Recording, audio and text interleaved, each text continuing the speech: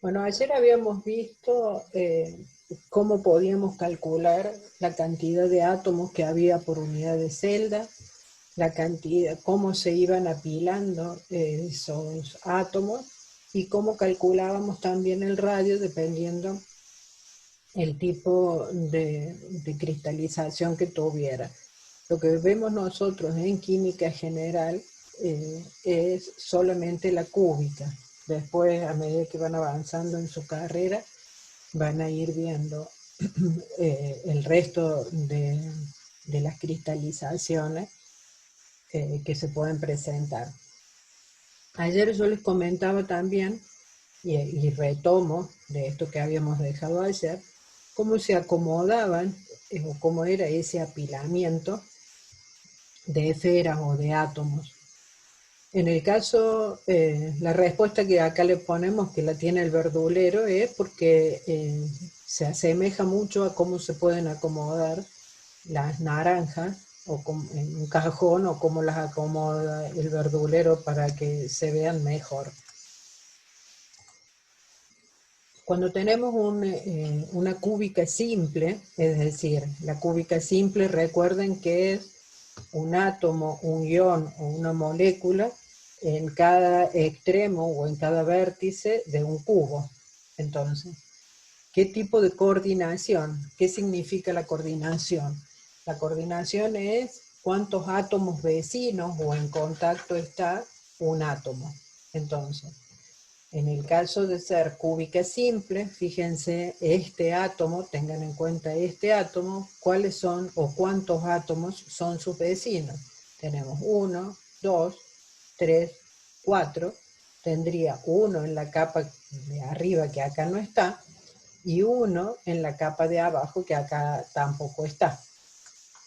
Entonces, el número de coordinación cuando tenemos una cúbica simple es de 6 y es una estructura no compacta. ¿Qué significa una estructura no compacta? Que voy a tener muchos espacios vacíos dentro de ese cubo.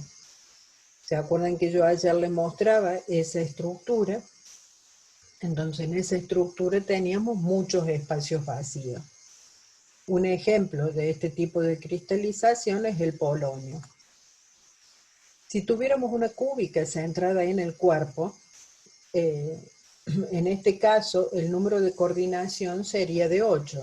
Si nosotros tomamos este átomo que está en el centro, ¿con cuántos átomos estaría en contacto? Tendría 4 por arriba y 4 por debajo. Esos serían los 8 átomos o el número de coordinación que presentaría una cúbica centrada en el cuerpo. Y también es no compacta. Ejemplo, el ejemplo más conocido es el hierro y es el ejemplo del atomium de Bruselas.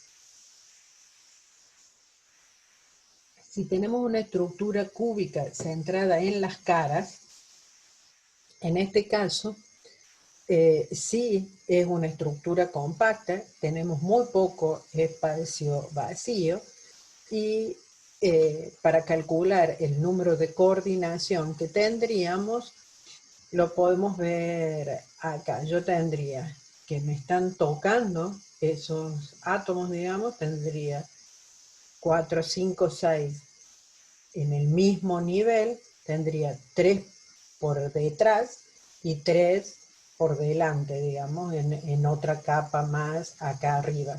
Entonces esos serían los 12 átomos con los que está en contacto un átomo, o el número de coordinación sería de 12. Entonces les vuelvo a repetir, en este caso sí se dice que es una estructura compacta, y esa estructura compacta significa que tengo muy poco espacio vacío entre los átomos.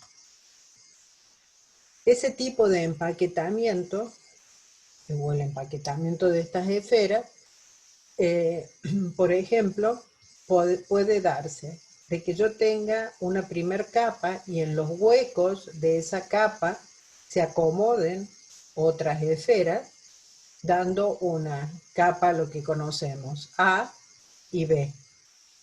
Si esa primera capa A se vuelve a repetir en el mismo espacio, es decir, yo vuelvo a acomodar en una tercera capa un átomo acá, que se repetiría con el átomo de atrás, sería un tipo de estructura que se conoce como ABA, que es empaquetamiento hexagonal compacto. Entonces se van repitiendo las capas A, B, A. Este átomo está en la misma ubicación que el átomo de la capa A que tiene por detrás. Empaquetamientos de este tipo están en el zinc, en el magnesio y en el cadmio. Les vuelvo a decir que se fijen en la tabla periódica, que en la tabla periódica ustedes tienen el tipo de cristalización más común que presentan cada uno de los metales. Si en lugar de que sea A, B, A, es decir, que no se acomoden en el hueco siguiendo la primera capa, sino que se acomoden en el otro hueco, pero sin coincidir con el átomo que estaba en la primera capa, entonces ese sería A, B y C, o sea, estarían acomodándose y se irían repitiendo A, B, C, y así sucesivamente. En este caso es un empaquetamiento cúbico compacto, y el aluminio, el cobre, la plata, el oro presentan cristalizaciones y empaquetamiento de este tipo. En este caso es cúbica, en el caso de la ABA es hexagonal. Se lo contamos a esto, pero con esto no trabajamos con el hexagonal. Entonces, si ustedes se fijan, aquí tendrían una cúbica compacta que seguiría el ABC, y esta sería la cúbica hexagonal, donde sería ABA. En todos los casos yo tendría un orden de coordinación de 12. Los contamos igual que recién. Ya nosotros tenemos, si contamos este átomo, tenemos 6 por arriba en la misma capa, 3 por detrás y 3 por arriba. Esos serían los 12 átomos con los que este átomo que está acá en el centro está teniendo contacto. Entonces, cualquiera de los dos, así sea una cúbica compacta de empaquetamiento ABC o una hexagonal compacta de empaquetamiento ABA, el número de coordinación va a ser de 12. Si nos fijamos acá, tendríamos en el átomo central los 6 en el mismo plano, 3 por detrás y 3 por arriba. Entonces serían los 12 átomos que están en contacto. Ahora bien, nosotros, si ustedes se fijan, y lo habíamos visto cuando vimos tabla periódica, en la tabla tienen toda una serie de valores de radios. Ahora, ¿cómo medimos esos radios? ¿Cómo se puede llegar a medir el radio de un átomo? Sabemos que es un valor extremadamente pequeño. Simplemente a modo de información, porque después ya lo van a ver cuando vean, analicen difracción de rayos X en química analítica aplicada, cómo se mide o cómo podemos calcular los radios de un átomo empleando la difracción de rayos X. La difracción de rayos X se basa en la dispersión de los rayos X por los electrones de un sólido. Los cristales sirven como de malla de esa difracción para los rayos X. El ángulo del rayo incide sobre un átomo, los electrones de ese átomo, y se difracta.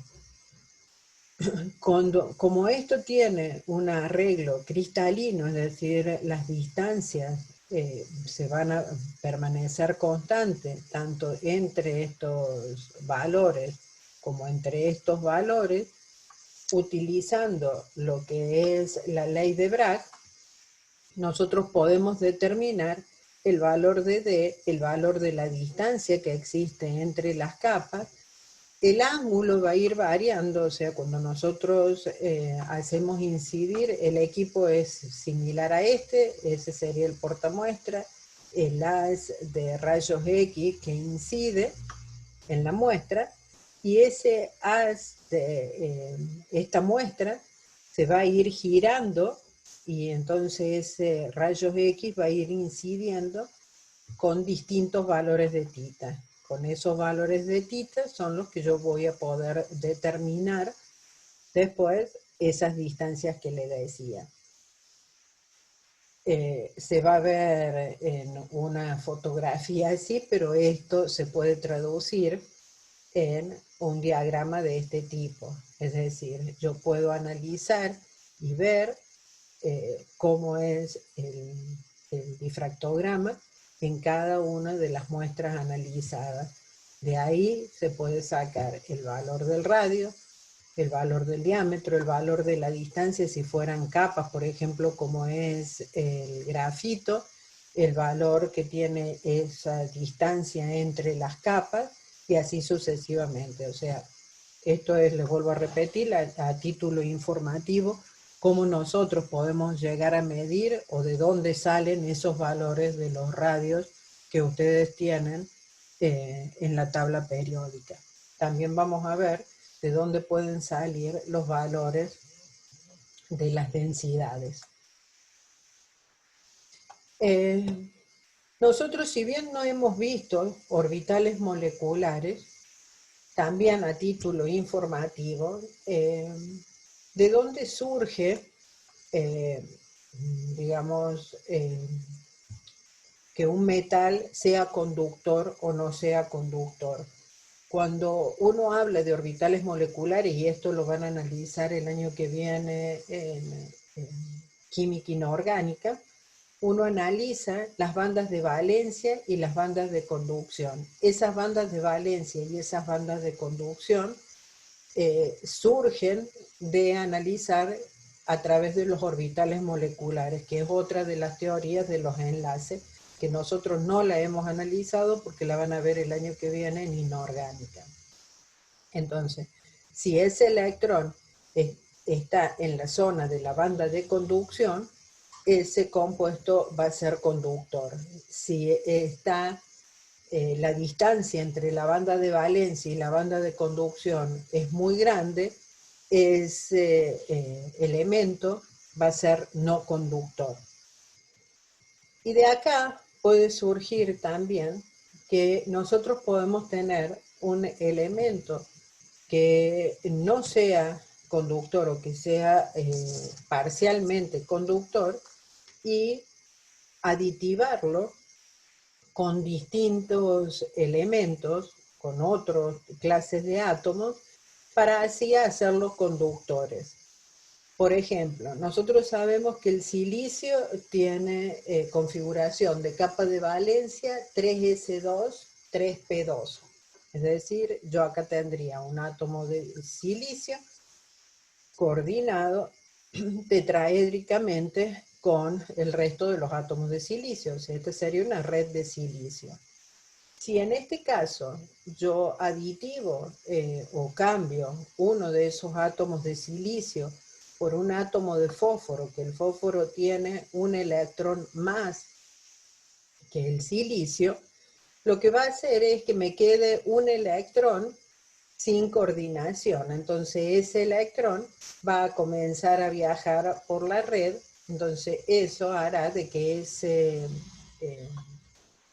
silicio, que era poco conductor, se transforme en mucho más conductor. A esto se lo conoce como semiconductores tipo N. Mientras que si lo dopamos, en lugar de utilizar silicio, utilizamos boro, que el boro sabemos que tiene 3 electrones de valencia, entonces nos va a generar un hueco. Al generarnos un hueco, los electrones que están en esta zona intentarán ocupar ese hueco y así sucesivamente se va a ir desplazando ese hueco a través de ese metal. Entonces, en ese caso, un elemento, les vuelvo a decir, como el silicio, que era poco conductor, se transforma en un elemento conductor. Ahora les voy a dar un ejercicio de aplicación como para redondear todo lo que hemos estado viendo de sólidos. Por ejemplo, le dice que la celda unitaria de la plata metálica es cúbica centrada en las caras. Es decir, es de este tipo. Yo voy a tener en cada vértice un átomo de plata y en cada cara un átomo de plata. Me dice que el valor de la arista me lo da, que es 4,086 Armstrong, es decir, este valor de la arista me lo da, este o este o este, es exactamente lo mismo porque es un cubo, y me piden que calcule el radio del átomo de plata, el volumen de un átomo de plata, el porcentaje de ocupación de la celda. Les vuelvo a decir, como la celda es cúbica y centrada en las caras, el grado de ocupación va a ser elevado, mucho más que si nosotros tuviéramos una cúbica simple. Después me pide el porcentaje de espacio vacío y la densidad que va a tener la plata. ¿Cómo calculamos? Nosotros sabemos para el punto A el radio del átomo de plata. Ayer lo habíamos visto. Nosotros sabemos que B al cuadrado es igual a A cuadrado más A cuadrado, y que a su vez B al cuadrado es 4 veces el radio. Entonces, nosotros podemos calcular esto, que B al cuadrado sería 2 veces A al cuadrado. Si yo le saco la raíz cuadrada, el valor de A lo tengo, entonces B sería la raíz cuadrada de 2 por A al cuadrado, lo que B me daría 5,778. Pero a su vez habíamos dicho que B era igual a 4 veces el radio. Es decir, B es 4 veces el radio, de ahí despejo el radio, y me da que el radio de la plata es 1,444 Armstrong. O sea, ese sería el primer cálculo de cómo calculamos la plata, el radio de la plata. Si ustedes se fijan, después comparen con los valores que tienen en la tabla periódica, y son valores del orden, de ese orden de magnitud. ¿Cómo calculamos el volumen de un átomo de plata? Lo asemejamos a una esfera. Entonces, si yo tengo el radio, puedo calcular el volumen de un átomo de plata. El volumen sería el volumen de una esfera, que sería 4/3 de pi por radio al cubo, lo que me daría 12,61 Armstrong al cubo. Si ese valor lo quiero pasar a centímetros, porque me pide el volumen de un átomo de plata en centímetros, o transformo este valor primero, o directamente un Armstrong cúbico es 1 por 10 a la menos 8 al cubo. Entonces lo que me daría un valor del volumen del átomo de plata de 1,26 por 10 a la menos 23 centímetros cúbicos. Ese sería el volumen de un átomo de plata. Después me pide el porcentaje de ocupación de la celda. Para saber el porcentaje de ocupación de la celda, tendría que hacer dos cálculos previos. Uno es calcular el volumen de toda la celda. El volumen de toda la celda lo puedo calcular teniendo en cuenta la arista. Y el otro es calcular cuántos átomos tengo por unidad de celda. Entonces, el volumen de toda la celda sería A al cubo, entonces me daría un valor de 6,822 por 10 a la menos 23 centímetros cúbicos.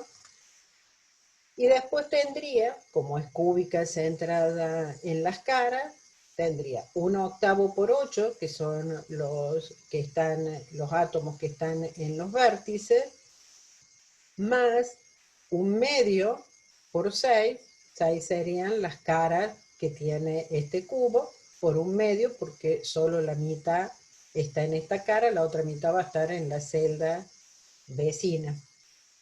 Entonces tendría 4 átomos de plata por unidad de celda. Entonces, si un átomo tiene un volumen de 1,26 por 10 a la menos 23 centímetros, acá me olvidé de ponerle la unidad, 4 átomos va a tener 5,044 por 10 a la menos 23. ¿Qué volumen o qué porcentaje de ocupación tienen? El volumen de la celda, si estuviera totalmente ocupada por átomos, sería el 100%. La cantidad de centímetros cúbicos que me ocupan 4 átomos serían los 5,044 por 10 a la menos 23, lo que me da un porcentaje de ocupación del 73,94%. Después pregunta el porcentaje de espacio vacío. Ese lo calculo restando directamente 100 al porcentaje de ocupación que hay y tendría un 26,06% de espacio vacío. Y después me pide la densidad de la plata. Y acá en esto presten mucha atención y remárquenlo bien, de que tienen que tener en cuenta que en la masa atómica que tiene la plata, yo tengo 6,022 por 10 a la 23 átomos, es decir, el número de Avogadro. 4 átomos, ¿cuánto me van a pesar? Porque si no le van a dar valores, si yo calculo directamente con el peso atómico de la plata, me van a dar valores irrisorios, extremadamente grandes. Entonces, el número de Avogadro es lo que pesa un mol. 4 átomos serían 7,16 por 10 a la menos 22 gramos.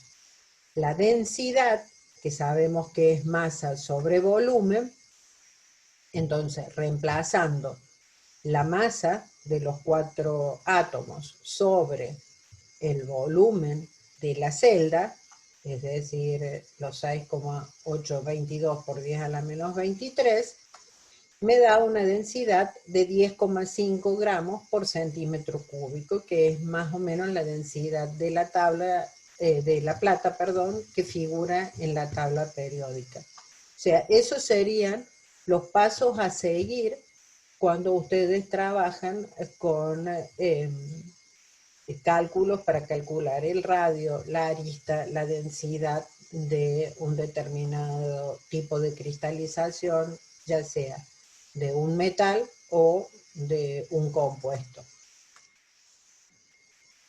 Entonces, no sé si surge alguna pregunta con respecto a esto, porque con esto terminaríamos sólidos. De ahí lo importante en ese ejercicio es que están calculando una propiedad macroscópica como es la densidad a partir de la comprensión de cómo es el arreglo microscópico, atómico de este material, en este caso que sería la plata, ¿sí? Entonces fíjense cómo tiene que ver lo que ustedes están estudiando